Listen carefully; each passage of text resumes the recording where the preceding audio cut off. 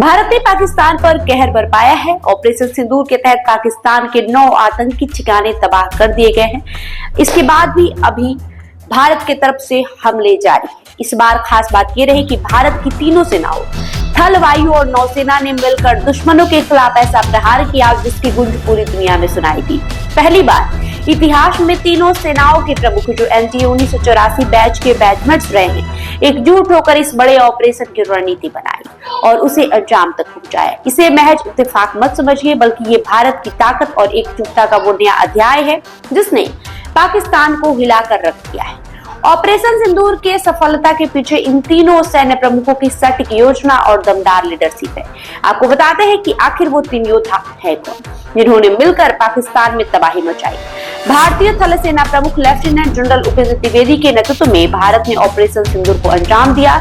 रीवा मध्य प्रदेश में जन्मे जनरल उपेंद्र द्विवेदी ने सैनिक स्कूल रीवा और फिर एनडीए खड़कवासला से पढ़ाई की।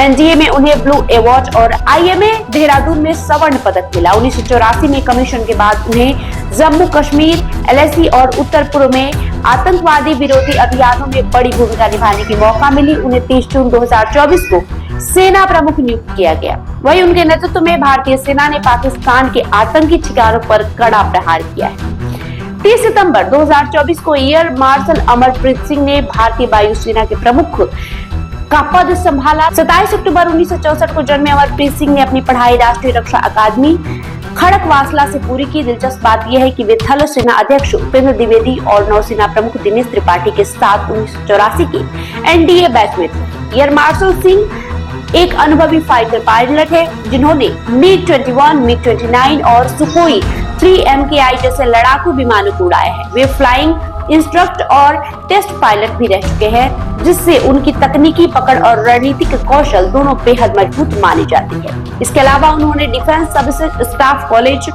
वेलिंगटन और नेशनल डिफेंस कॉलेज नई दिल्ली से भी उच्च स्तरीय सैन्य प्रशिक्षण प्राप्त किया है। अब आपको बताते हैं एडमिरल दिनेश कुमार त्रिपाठी के बारे में, जिन्होंने 30 मई 2024 को भारतीय नौसेना प्रमुख का पद संभाला। 15 मई 1964 को उत्तर प्रदेश के गांव में जन्मे त्रिपाठी ने कक्षा 5 तक गांव के सरकारी स्कूल में पढ़ाई की। फिर 1973 में सैनिक स्कूल रीवा में दाखिला लिया, जहां वे थल सेनाध्यक्ष उपेंद्र द्विवेदी के बैचमेट रहे।